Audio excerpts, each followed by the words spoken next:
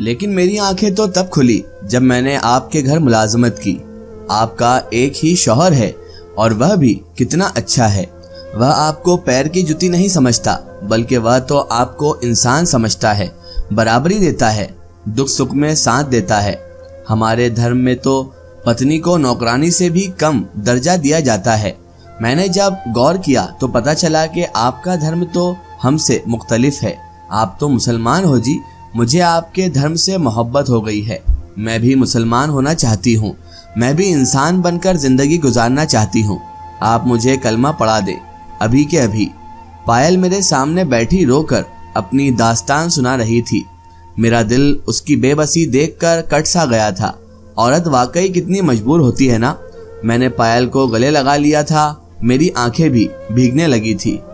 میں نے اس دن جب پائل کو کلمہ پڑھا کر مسلمان کیا تھا، اس دن میں اور پائل ایک دوسرے کے گلے لگ کر بڑی دیر تک پھوٹ پھوٹ کر روتی رہے تھے۔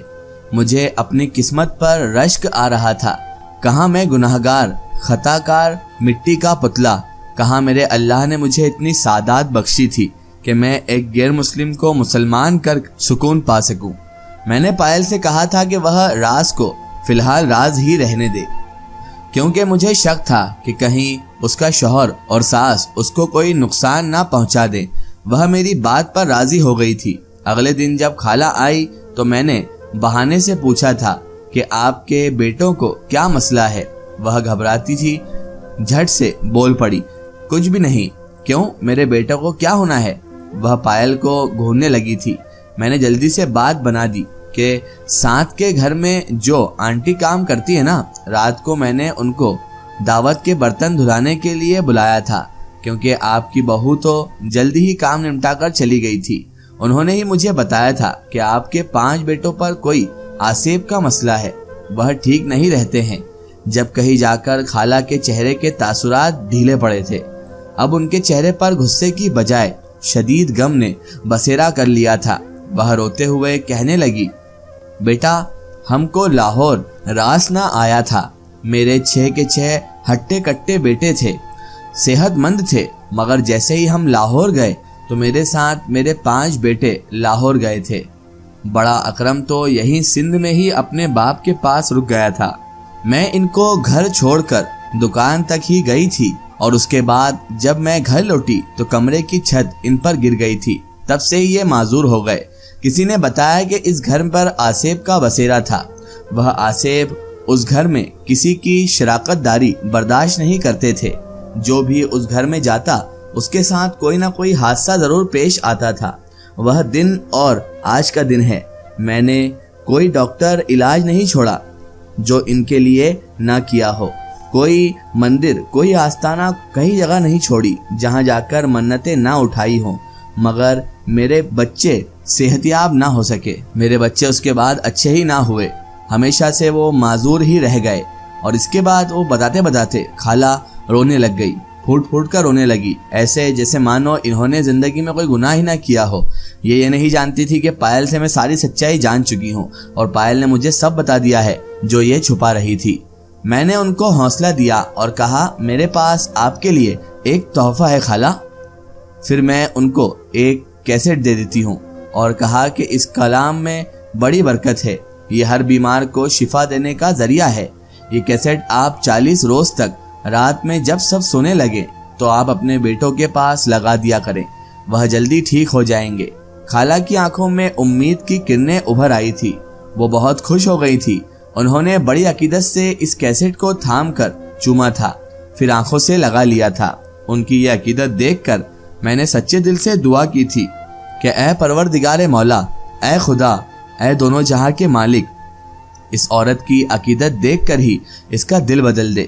پھر مجھے پائل نے بتایا کہ اس کی ساس دن رات وہ کیسٹ اپنے بیٹوں کے پاس لگائے رکھتی ہے۔ دن میں کوئی ایسا لمحہ نہیں آتا جب ہمارے گھر میں سے اس کلام کی آوازیں نہ آتی ہو۔ میں بہت خوش ہوئی تھی، مجھے یقین تھا کہ میرا رب، میرا پروردگار اب ضرور کوئی نہ کوئی معجزہ دکھا کر ان سب کو ایمان والا بنا دے گا، اور مجھے اس بات پر پورا یقین تھا کہ کوئی نہ کوئی معجزہ، کوئی نہ کوئی کرشمہ ایسا ہوگا جس سے یہ لوگ ٹھیک بھی ہو جائیں گے اور ان کا اس کلام کے اور ہمارے رب کے لیے ایمان جاگ اٹھے گا۔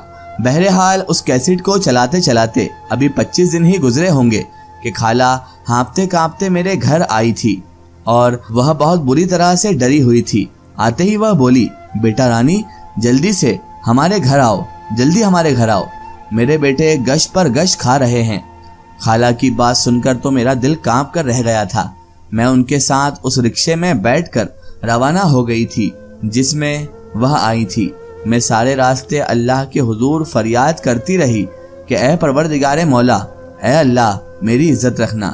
میں نے دعا کی کہ اللہ یہ بے دین عورت ہے تو اس کے بیٹوں کو شفا دے دے اور شفا دے کر اس عورت کو راہ راست پر لے آ۔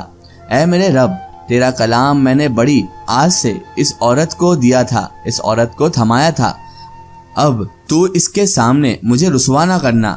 میری عزت اے پروردگار مولا تیرے ہاتھوں میں ہی ہے۔ یوں ہی دعا کرتے کرتے خالہ کا گھر آ گیا تھا۔ میں اور خالہ جب گھر میں گئیں تو ان کے بیٹوں کی حالت دیکھ کر میں تو دنگ ہی رہ گئی تھی۔ وہ پانچوں اچھے بھلے ہو چکے تھے، چل پھر رہے تھے، بول رہے تھے۔ یہ دیکھ کر خالہ میرے قدموں میں گر گئی تھی اور بولی، بیٹا رانی تو درویش ہے۔ میں بھی رو پڑی تھی۔ میں نے ان کو اپنے قدموں سے اٹھایا اور بولا، خالہ میں تو گناہگار انسان ہوں، یہ سارے معجزے، یہ سارے کرشمے تو اس کلام پاک کے ہیں، میں تو خود اس کلام کی محتاج ہوں۔ میری اس بات کی تصدیق خالہ کے پانچوں بیٹوں نے کی تھی۔ وہ کہہ رہے تھے جب وہ بار بار گش کھا رہے تھے تو یہی کلام جو اماں لگا کر جاتی وہی ہمارا سہارا بنا تھا۔ خالہ نے مجھ سے کلام کے متعلق پوچھا تو میں نے بتایا کہ سورہ رحمان ہے، اللہ کی کتاب قرآن پاک کی ایک سورت۔ میں گواہی دیتی ہوں کہ تو بھی سچی ہے اور تیرا اللہ بھی، اس کلام میں بڑی شفا بھی ہے۔ تب خالہ بولی تھی، اور اس رب کا یہ کلام بھی سچا ہے، میں مسلمان ہونا چاہتی ہوں۔ پھر خالہ کے 6 بیٹے آگے بڑھے اور وہ بھی بولے، باجی ہم بھی مسلمان ہونا چاہتے ہیں۔ یوں اس دن اللہ کے کلام پاک سورہ رحمان کی برکت سے وہ سب لوگ مسلمان ہو چکے تھے۔ سب نے باقاعدہ مسجد سے اسلام قبول کیا تھا، سب نے اپنے نام بھی مسلمانوں والے رکھ لیے تھے۔ خالہ کے 5 بیٹوں نے پائل کو طلاق دے دی تھی، جبکہ اکرم نے احمد بن کر اپنے پچھلے گناہوں کی معافی پائل سے مانگ لی تھی۔ اس نے بھی اپنے شوہر احمد کو معاف کر دیا تھا۔ میں اللہ کی نہایت شکر گزار ہوں جس نے میرے ہاتھوں 8 غیر مسلمانوں کو مسلمان کیا تھا۔ یہ میری زندگی کی سب سے زیادہ خوش قسمتی تھی۔ خالہ ان لوگوں نے باقاعدہ طور پر اسلام کی تعلیم حاصل کی تھی۔ اللہ نے ان کے دن پھیر دیے تھے۔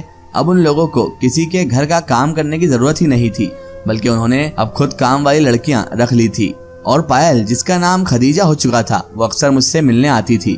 اس نے مجھے بتایا تھا کہ اس نے قرآن پاک حفظ کر لیا ہے، اب وہ بچوں کو قرآن پاک کی تعلیم دیتی ہے۔ خدیجہ قرآن پاک کو معجزہ کہتی تھی اور اس معجزے کے باعث تو اس کی زندگی بدلی تھی۔